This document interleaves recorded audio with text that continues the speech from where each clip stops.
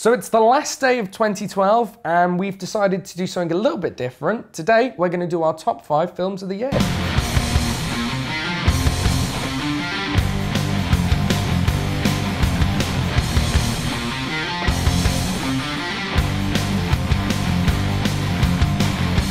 So it is the 31st of December 2012. We are going to be getting very drunk shortly, if anyone believes that this is actually being filmed on the 31st. Yeah, but we've been doing this on, this will be our 3rd year putting our top 5 films of 2012 on this channel. So we thought, you know, keep tradition going. Keep up the tradition, maintain a little of what used to be. Yeah. We're going to go 5, 5, 4, 4, 3, 3, and so on. You could have finished. Yeah. Do you want to go first or second? I'm quite happy to go first. Okay, you go first then. Because he's going to be angry at me. Oh. So my first one... So, you know, you're number 5. My number 5 is a tie. My first one is a... No. Let me finish. No. Let me finish. Let me finish. Okay. My first one is a tie between The Raid and Dread. Now, I'll tell you why this was a tie. Because I cannot decide which one I preferred. Because essentially, they're the same film. The only difference is, one has a martial arts element to it, which made it go, oh my God, that's amazing. And the other one had a comic book element, which made me go, that's incredible. Right, but they're different films, right? And they have different characters in them. And they have different choreographers. That's and true. They have different set designers and directors. Pick a fucking film that is your number 5. No! Pick a film. No! Pick a film. No! Okay, I'm not going to keep doing Dread. this. Right. It's your number 5. I mean, I have to pick Dread because I love it for its kind of, just the history it has with it, and it's good to see that character finally getting the recognition it deserves and showing that a comic book film can be an 18 rated film and still be amazing. Okay, my number 5 is a film I saw quite recently. It's a film called Beasts of the Southern Wild, which I just thought was just so beautiful. There were a lot of competition. There's a lot of competition for number 5 for me. My 4 seemed to fall in place quite easily. Clearly. So I just couldn't decide. my first 4 seemed to fall into place quite easily, and my number 5 there was lots of competition for. Lots of competition for. But that kind of won it out because I think that's the kind of film I was watching. I think, God, that's the kind of film I'd want to make. Like the decisions that the director makes and the way it looks and the way it unfolds are just decisions that I just feel like artistically I really deeply understand. So that's why it's number 5 on my list. Yeah, I'm definitely going to give that a watch before soon. Before soon. Okay, so my number 4 film is something that I also saw very recently. Okay. I loved it. You didn't like it as much. And it's 7 Psychopaths. Oh, that is not a number 4 of the year. Oh, it's number 4 for me. This film was me all over this film. As far as writing, comedy, cast, everything in this film just screamed me. In a similar way to that's a film you'd like to make, 7 Psychopaths is a film that I would like to make personally, so that's why it's my number 4. And Christopher Walken in that film is just it was fantastic. Really nice seeing Christopher Walken in a film again, and he did have a lot of charm. Yeah, I know it really wasn't your type of film, it really wasn't to your taste, but it's everything I love in a film. Yeah, triviality and wow, no meaning. Such a condescending prick. Just what's your number 4? My number 4 is a documentary that was recommended to me by a friend of mine. And it's a documentary called Indie Game the Movie. And oh my God, did I have a fantastic time watching this. It's a documentary that follows 3 indie filmmakers, and to see these, it's a documentary largely about people though. The friend that recommended it to me knew nothing about video games and yet still got really attached to these characters, these people. To see this thing that we would never see, like you don't see these things, and it made me want to create, and watching them with no money and just pour literally everything that they have into something and to always be potentially and weirdly operating on the margins of this great fucking harvest that like soon to possibly be millionaires, and yet and to see it come out, just fantastic. Made me cry, made me emotional, loved it. Yeah, I really liked it. I just, not number 4 film for me. Haha. So my number, it was a callback. My number 3 film, quite frankly, my 1, 2, and 3 could be interchanged. But my number 3 film is The Dark Knight Rises.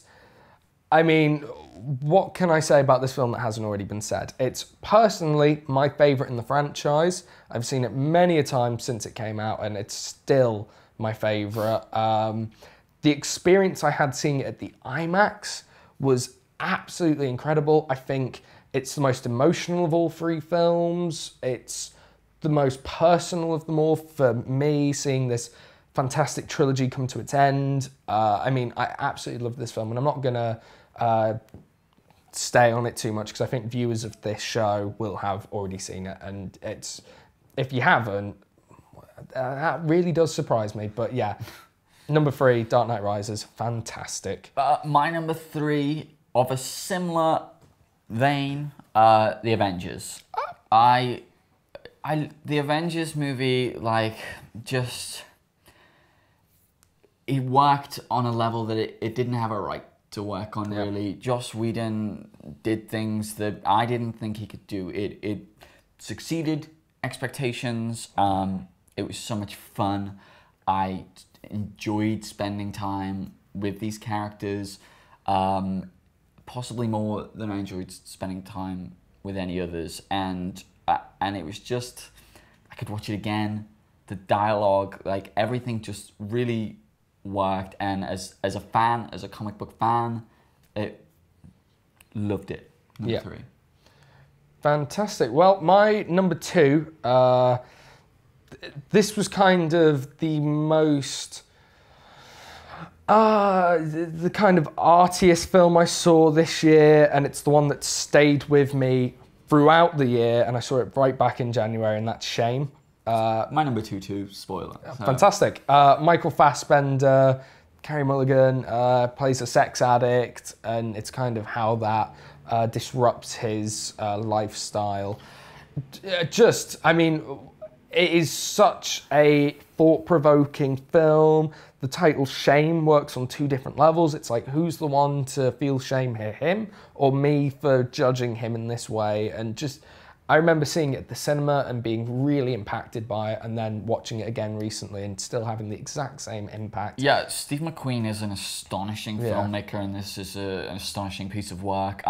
Beautiful on all boards, visually, sound, acting wise, just, yeah. So beautiful. If you're interested in film in any way, it's just a must watch, as you said. Yeah, it is. It's artistic, it's elegant, and you don't know what to think. Like, there are so many ideas and concepts that are really challenging and really hard and are not black and white in any way. That's why it beats out the Avengers for me, because the Avengers doesn't have that, and it can never have that, really. Yeah. And Shame was really just an exceptional cinematic experience for me, so that's my number 2 also. Fantastic. Well, my number 1 film, I'm sure you've all guessed it by now. It's the year that superhero films ruled for me, and it was The Avengers.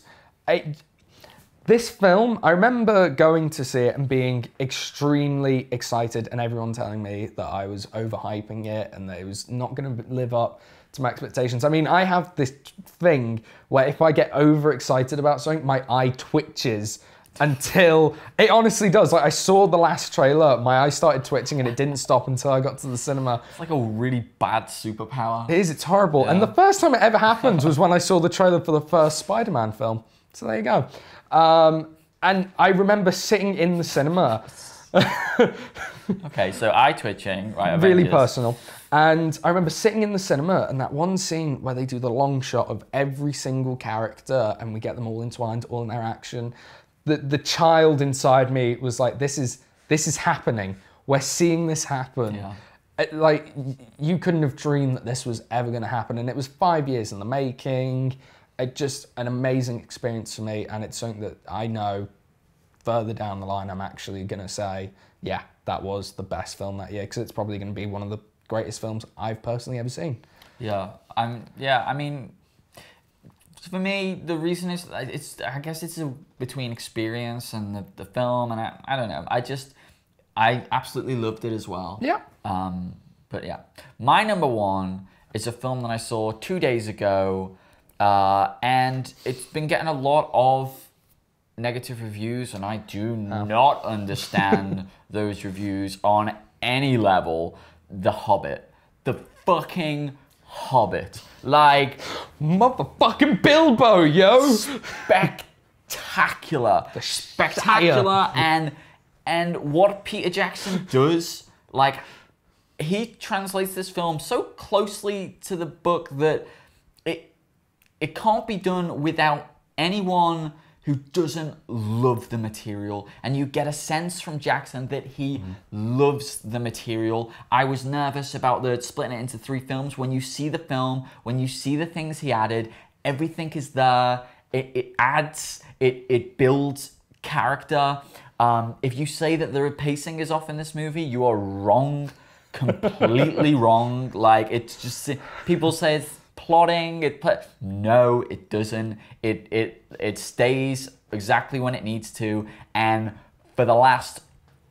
after the first 45 minutes, it never stops moving. You need that kind of first 45 minutes. The action sequences are tremendous and exciting, but then they never lack pathos. You never don't relate to a character. I was always fearful that something might happen to one of the dwarves, which he makes you kind of fall in love with, even though he's got no right to, because the 12 of them, they could have easily fallen into this generic pack, and they do at times fall into this pack, but they've all got their own visual style, and as a collective, they're very, very charming. Yeah. Martin Freeman is so wonderful and charming as Bilbo. It's such a nuanced performance, and for me, yeah, I sat there just, I had a stroke watching it. I mean, for the whole 3 years that we've been putting our top 5s on, first off, this is the first year any superhero films have been on, let alone for me, 3 different superhero films. And it really seems to be the year that geeks ruled the cinema, which is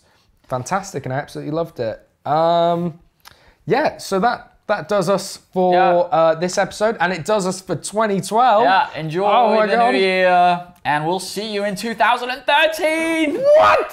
Fuck! I